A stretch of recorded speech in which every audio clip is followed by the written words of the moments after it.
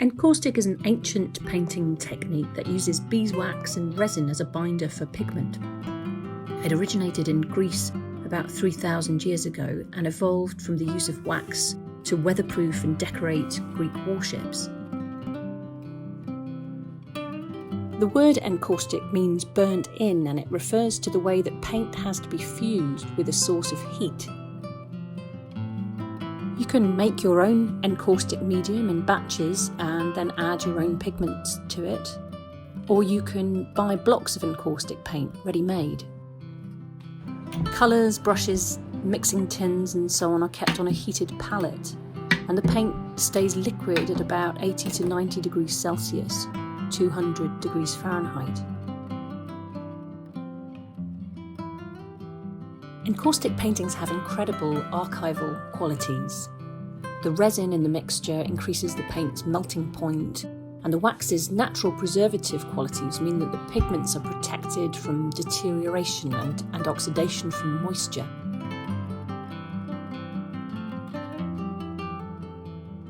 There are 2,000-year-old Coptic mummy portraits that were discovered at Al-Fayoum in Egypt, which have almost the same luminosity and depth of colour today as they did on the day that they were first painted.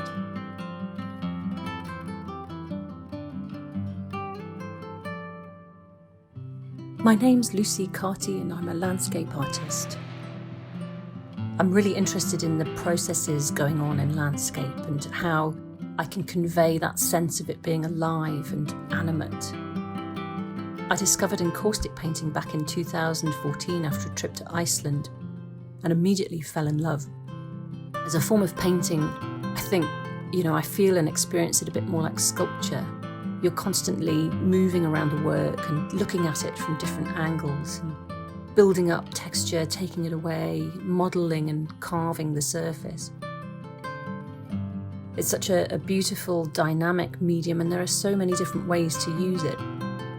But for the big freeze, I've picked out a few of my favourite techniques.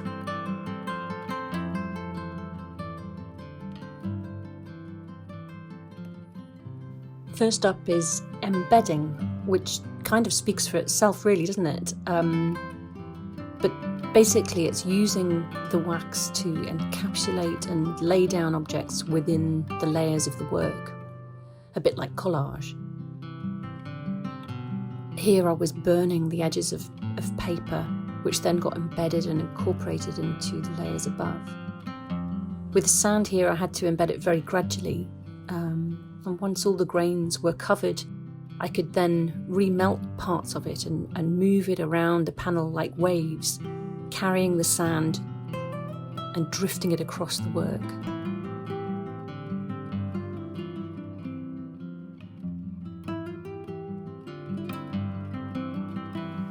The shellac burn has to be one of my favourite encaustic techniques. Once you've applied your shellac, you set fire to the alcohol in it, which then burns off rather beautifully and dramatically, leaving intricate patterns behind on the work. You'd think it might be quite unpredictable, but there are ways to have some control over the result. It depends on the texture and the level of your work, whether the shellac pools anywhere. Also, like how thickly you apply it or how quickly you light it, if you choose to let some of the alcohol evaporate off it first. With dried shellac you can score it and then guide your torch along those points of weakness to manipulate the pattern so that you have some kind of control over it. I started originally using it to try and convey the texture of Icelandic lava and pumice, but it's also wonderful for thinking about organic cellular processes too.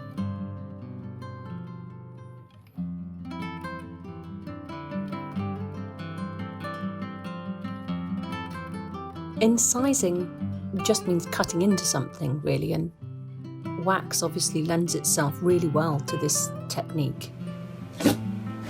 You can be very precise if you like, carving like you would maybe a lino cut.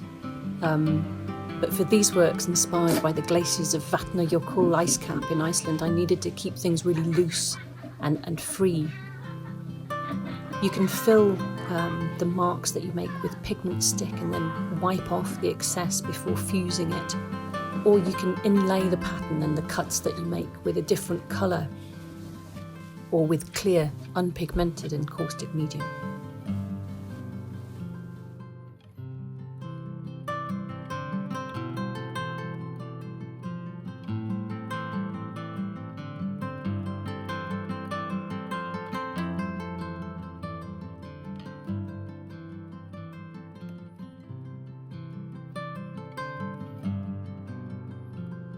You can use your brush to carefully build up texture from the initial 3D marks that you lay down on the panel, lightly touching the top surface and gently fusing each layer as you go. Here I'm using the torch to create hotspots, which then created divots and seemed to work well to mimic the interior of Herbert Ponting's famous grotto in a berg.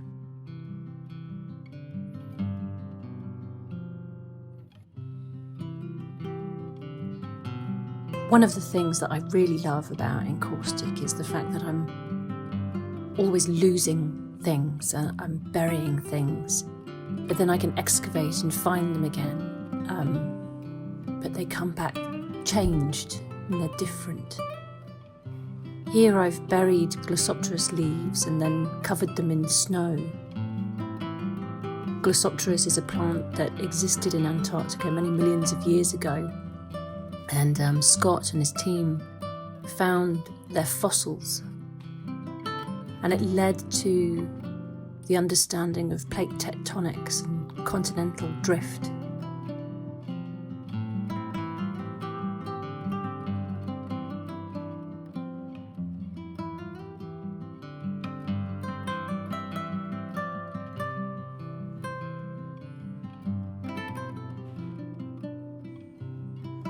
Unpigmented medium can be used entirely on its own, if you like, simply to seal and glaze a work. You can add texture with your brush, but if you want the finish to be smooth, then you need quite a steady hand, and you need to move your whole body as you apply each stroke using a really light touch. Keeping the board and the wax and the brush and everything all at an even temperature is really crucial. The finish protects and seals the work, but it also adds a unique depth and richness.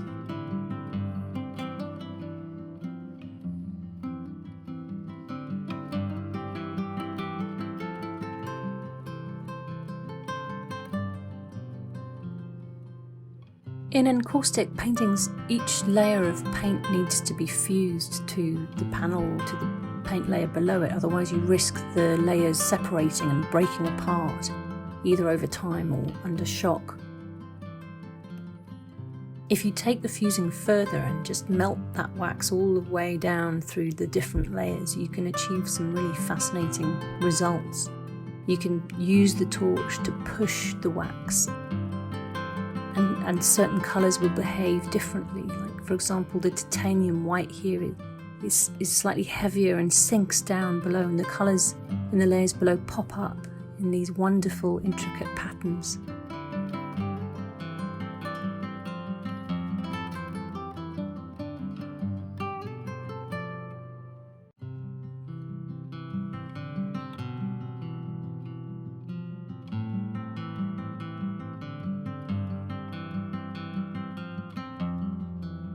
Layering is ultimately what encaustic is all about for me.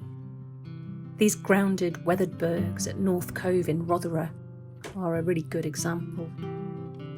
To convey that sense of collapse and the breakdown of the bergs by waves and wind and changes in temperature. I mean, quite a few different techniques were used, but these are the first few layers that I put down, and despite being worked over by successive layers, you see how those first few simple strokes were really formative and integral to the finished piece.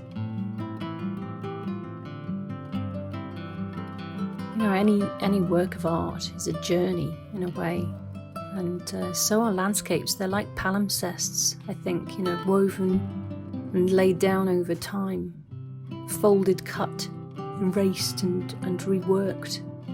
And I think Encaustic is a wonderful medium because it allows me to access and consider those notions in a really physical and intuitive way.